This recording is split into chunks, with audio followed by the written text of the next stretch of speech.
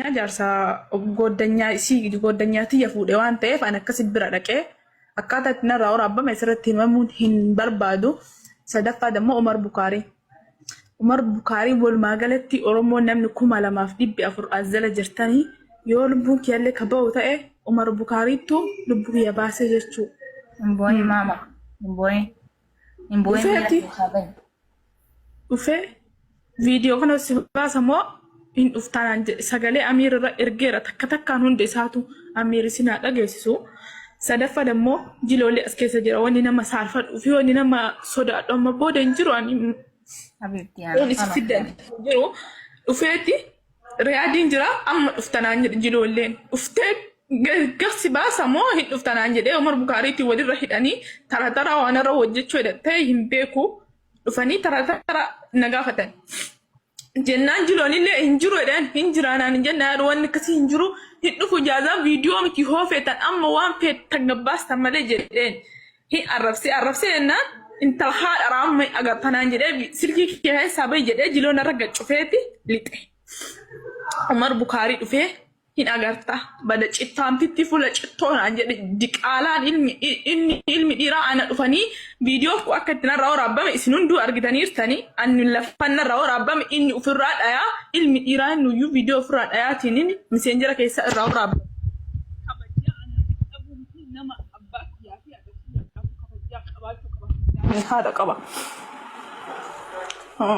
Achumaan bakka gadhii seedhaan ani maaliif takka salphattee dhalaan takka ani dhalaadha jaaladheeti miti akka viidiyoon kun irraa waraabame akka ta'e ani beeka waan ta'eef kan obaaseedhaan illee homaa wanni mucaan na obaasee hin jiru ani goddanyaa kee bira dhaqee akkasitti waan na godhe hin beeku ani kun beeku baasanitti baay'isawwan hin beeku waraabameera waraabamu dantaadha sun. Garuu Umar Bukaariitiif jiloon anammallee taanaan haa jiraadhus haa du'us Umar Bukaariitiif jiloon lubbuutti yallee hoo baate isaan lamaantu banna baase. Maakii asirra waasi gaafadha. Haafidhattu mirija. Haafidhattu jalli. Koo jilitti. Haafidhattu dhiisi gaa carraa kennaniif haafidhattu. Koo hanga itiin haa ta'in hageeffatu. Sagalee itiin jetteellee natti ergitee jitti ni dhaggeeffattan aga guutuu isaatittu jalan dubbate dhiifamu wajjin. Umar jedheen sa'aatii jiroon na oli haasa'u isaanii naasofne dhee haadhatiyya qarbii lafee haadhatiyya.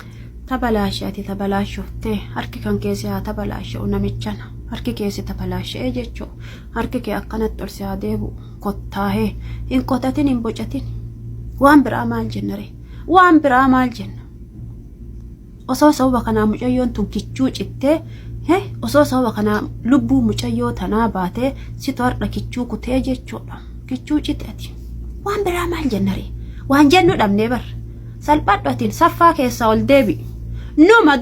Numa hunda jechuudha dubartootuma gochi kun jechuudha dubartootuma hunda irratti akka waan dalagamee takkatti ilaalan dhugaadha.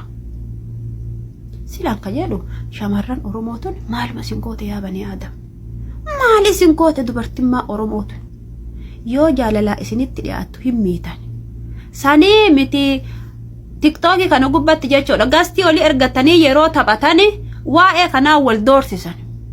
Haadha faatee dheengadda maal jedhaanii ture namichi. Dhimmi taphaa dhimma biraati dhimmi itti wal doorsisan ammoo waan biraatii jechuu maali singoote shamarranummaa Oromootun akka gaafii natti ta'e maali singoone maaluma singoone haadhuma teessanii beektama isin jaalattassani anilleen haadhuma teessanii obboleettii teessanii isheen akkas irratti daleeddassuun illee haadhaa fi obboleetti garaagarummaa hin qabdu dubartiin takkitti yookaan ammoo ilmee ati dhaltee of jalaa qabdu sanii jechuudha. Amma ka jechuu barbaade ati ni ka amma fakkeenyaaf waan akkanaa dalagee gadhiise yookaan jabummaa yookaan dhiirummaa sitti fakkaate suni tun dhiirummaadhaa miti. Dhiirti waan dhiirti gootu gooti. Egaa ilmi dhiiraa waan dhiirti godhu godha. Malee daa'imman mokorooniif paastaa nyaattee hin beekne namni argitanii beektan jirtu. Ila miidiyaa kana gubbattuu hin jirti. Mokorooniif paastaa nyaattee hin beektu daa'imman xixiqqoo harkaan akkana gooti keessa deemtee sossoxxila. Yeroo isii silaa qabadha jettu harkaa baha. Harkaan keessa deemtii jechuudha. Mokorooniif paastaa nyaattee hin beektu. Atiini hagas takka jechuudha. Hagas takka hojiin kan kee waan akkasiiti. Nyaattee hin beektu kaa. Nyaattee hin beektu. waan nyaattee hin beekneef akkas gooti daa'imman wanta itti dalayde waan akkasiitii jechuudha si jammar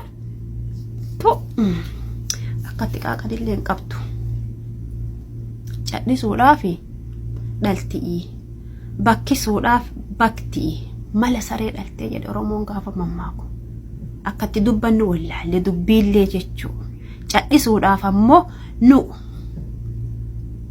dubartii keessaan isii takkaa jechuudha ammallee itti aansuudhaan wanti biraa wanti an jedhu ila kanaa wal qabsiiftanii ebalu ol baase ebalu gabbaase ebalu akkana godhee dhiisaatii ammallee ammoo gara gandummaa harkisuu dhiisaatii abbaa jalqaba irratti jechuudha mucayyoo tana yoo achi ilaalu mucayyoo waan uf beettoo hin fakkaataan jirtu yeroo gocha kana irratti dalagamu waan uf beettoo hin fakkaataan jirtu yoo gandummaallee taate obboleessa kiyya yoo dhiirummaallee qabaatte nama viidiyoo gadhiisee miti nama gocha kana mucayyoo tana irratti dalagee waliigalaati onnuu baasa nu dubartoonni wanni isin hin jennu kana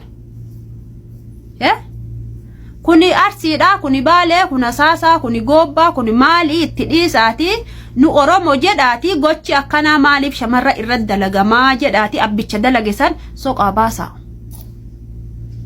ebalu sagalee kahee ebalu maaloo baasee wal arrabsuu fi waan biraas keessa fiduun hin barbaachisu dhugaa yoo arguu barbaaddan taate nama waan kana dalage arda fakkeenyaa fi mucootan argitan malee shamarran keenya kabiyya arabaa kana keessa jiran jechuudha kumaatamni nama umrii guutuu jechuudha sababa jechuudha sababa AB yookaan sirni biraa yookaan nama bira jiruuf kamindaa kafalanii ji'arraa ilma dhiiraa nyaachisaa jiran kumaatama wanta saniifuu waa sababa ta'u tokko fakkeenya ta'a dalagaame mucayyoon tun amma viidiyoon kun akka ol hin baaneef jechuudha akka ol hin baaneef waan akkanaa godhi jedhanii godhuu diddee waa feetan godhaa jennaaniin wanti ku harkaa baheedha warroonni akkasi cinqamaa jiranillee jiranii jechuudha wanta sanniiniif gorsa ta'ullee wanta sanniiniif dhaamsa ta'ullee wanta sanniiniif barnoota ta'ullee akka ilma dhiiraatitti akka Oromoo tokkootitti akka ilmaa sikkoo mandoo tokkotti